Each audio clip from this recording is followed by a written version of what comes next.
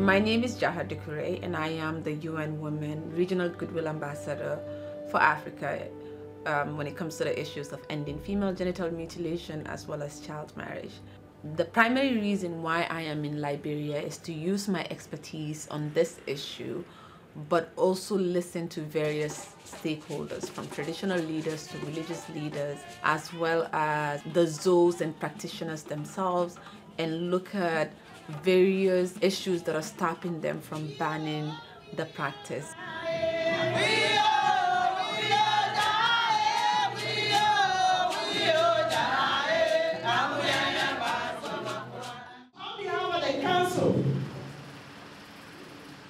We are proud to see our base.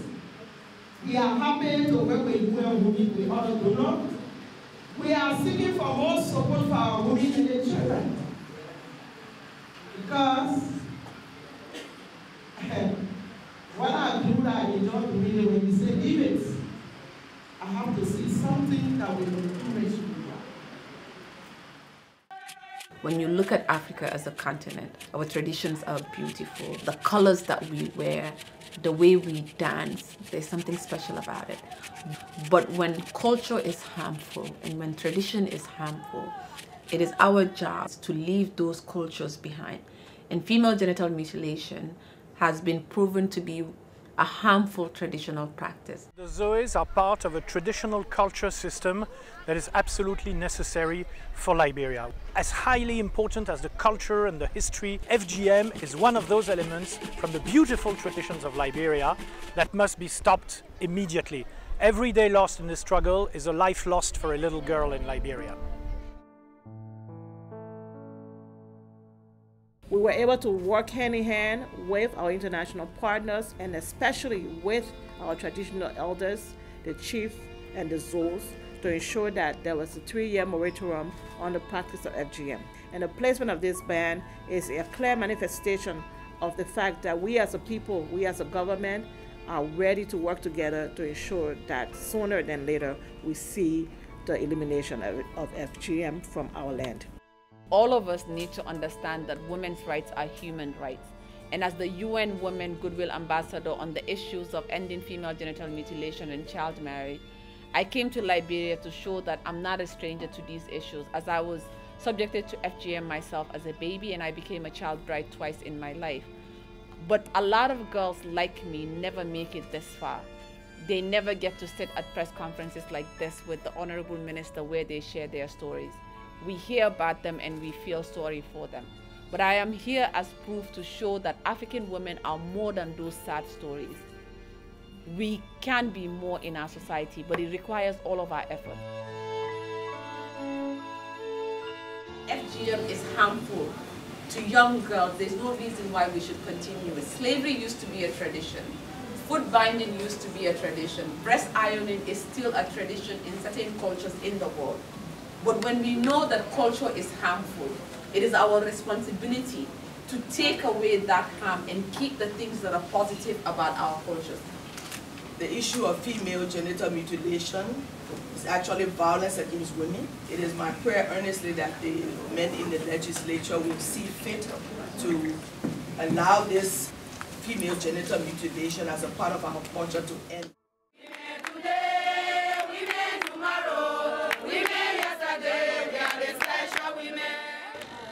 Say, where you want?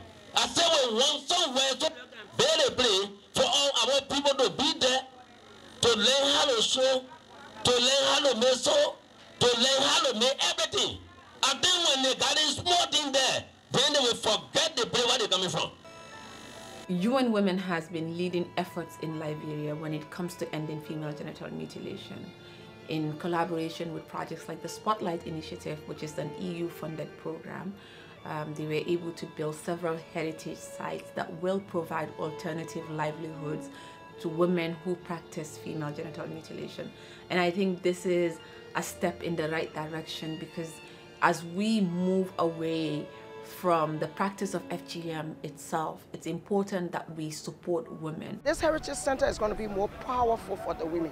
This is going to be a hub where empowerment will start, engagement of the community. We have those beautiful attributes of our culture, our dance, our music, our food, our cooking, the storytelling. These are beautiful aspects of our culture that we can keep.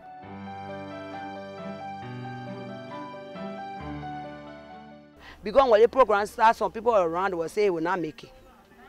The school that they build for our girls, children, is really important to me because our people never send her to school. They will not do you go to school. But right now, where I found myself, and I even want my child to go in the bush.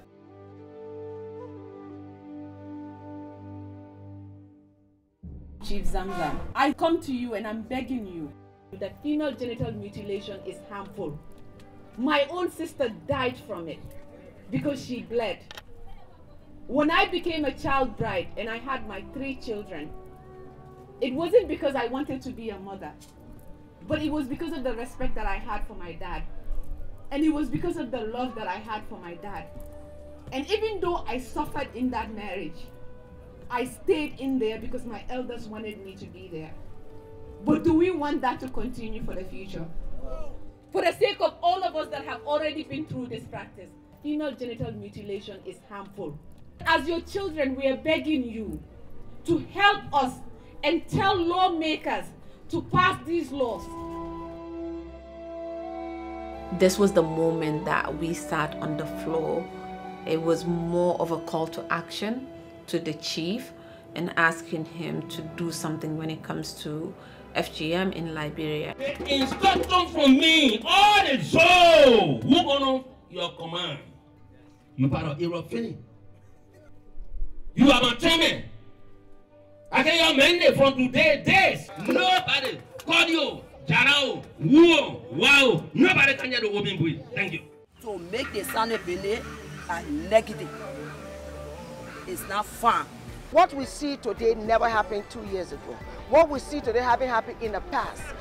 Those themselves who are the custodian of the culture, who are practicing FGM, they themselves are saying, okay, we agree to stop the practice without the mutilation part of it. And if Monserrado announces an end of era, it means the rest of Liberia is also going to announce an end of era.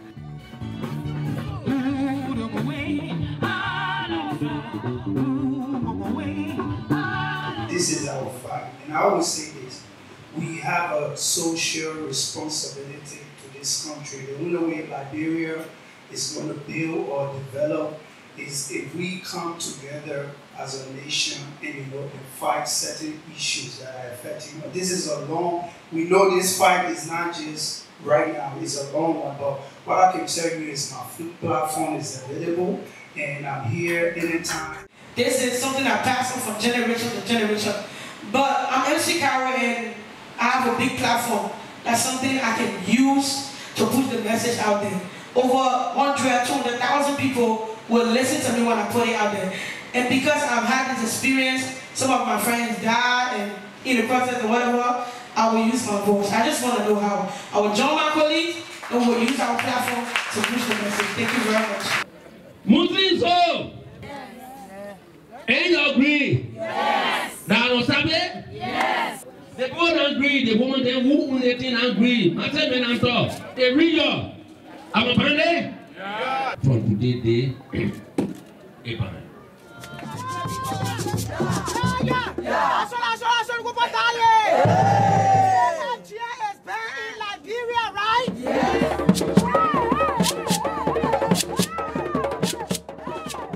We have come a long way, but we still have a long way to go. And my voice, like all the people that are part of this campaign, it's still needed in order for us to achieve the goal that we want. And we have to remember that FGM is something that affects 200 million girls around the world.